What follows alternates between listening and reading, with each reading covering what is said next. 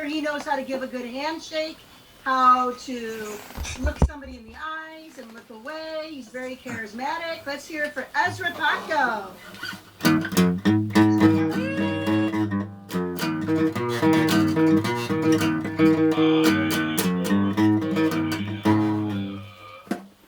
Someone referenced Johnny Cash earlier. I snort fat lines. Like, here I am. How's everybody doing? You have my permission to unmute. You have my permission to loosen up a little bit. Already, here we go. We're Prodigy. Breathe with me. Ooh, ooh, ah, ah, ah. Break the pressure. Like, yeah, you're okay. We're all in it together, kind of awesome. So, man, I was prepared for tonight, like everybody was prepared for coronavirus last year. That's my COVID joke. I didn't have jokes. Like yesterday was really awkward as shit. Like, cause I had a buddy tune in that like he had been wanting to see my. He had been waiting to kind of hear my stuff, and he gets on and he messages me and like he's like, I didn't like the black joke you made. And he said they felt forced.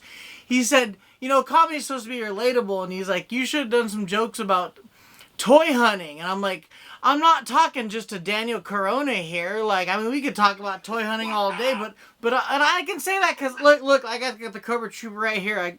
Thank you. Showed his face. Yay, Corona. See, he's here guarding the.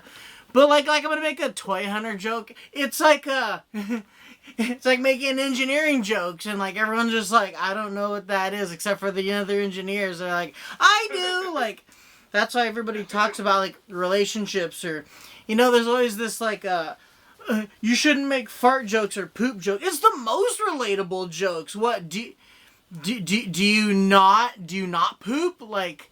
And people say poop jokes and fart jokes are the lowest hanging fruit, and I'm like, I'm fucking hungry. I want to eat. Like, I'm gonna like sit and not talk about something relatable. Like, that every comedian I've noticed like I should not be paying attention to comedy at all because it looks like a lot of comics. From what I read in like Displace, and people are pretty on the fence if they should listen to comedy or not. But one thing. Like Carlos Mencia was on the podcast with Bobby Lee, and he's just like not apologizing for the joke thievery. And then I'm like, I'm on the fence with it because you know there's only so many premises you can do. Like I'm not gonna do like accounting jokes. Like you know he makes a joke about a wall. Like every comic that was Mexican could have made a joke about the wall, and you could have been like, you ripped me off. It's like, hey, like. There really are so many places you can go. And I don't mean that in a bad way of like comedy. Like, there's a million places you can go with guitar and music, but there's only so many people are going to listen to. I had this 8-string guitar, you know, it was funny, Pete was clowning on it, and like, there's a joke floating around, you know, I have an 8-string guitar, like, and I can play badass music that no one wants to listen to, like, and I'm still learning comedy, so this is me just kind of sharing with you what I'm trying to learn, because I did comedy once, when Pete was down here, and I was like, that was awesome, like, I got to be in front of people once, and then COVID happened. It was like right before sex, you got to like put a pinky in, and then like, oh, sorry, it's sealed off now. Like, oh, what the fuck? Like, I'm just smelling my finger for more comedy, and I'm like, man, I haven't done shit because everything keeps closing, and like, you guys are blessed up there. Everybody's from cool places where like things are opening up. Even when things open up here, like nothing's open. Like our bars, like they're doing jukeboxes, and so that's a little update for Central Coast area. Things are open, but they're only doing jukeboxes. They're doing no performances. So everybody that's performing at Vito's on Friday with your show with Sean Bowles, like, you guys are blessed. You guys are so insanely blessed to have that. Like, oh my Lord, like speaking of the heart, I'm jelly. But I have got to meet cool ass people like my buddy Matthew McCarran here.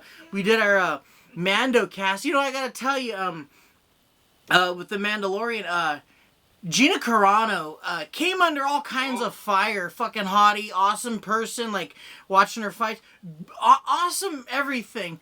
And everybody's this whole fucking cancel culture thing can just like fall out of the dick tree and choke on every dick on the way out. Like this cancel culture thing, like they're like, hey, she shouldn't be. She should be able to say whatever she wants. Because I don't judge her on her political view. I judge her for what I pay attention to her for. Like, you don't go, hey, Henry Cavill's not out saving people from burning buildings and shit when he's not playing Superman. Like, get the fuck out of here judging that shit. Like, they say, because really, you know, they say only God can judge, but you get judged in death. But like, hey God, like, while these assholes are alive, let me get a crack at judging some motherfuckers while they're alive, yeah? And then after I'm done judging them, then I'll hand them on up to you, and then you can judge them from there.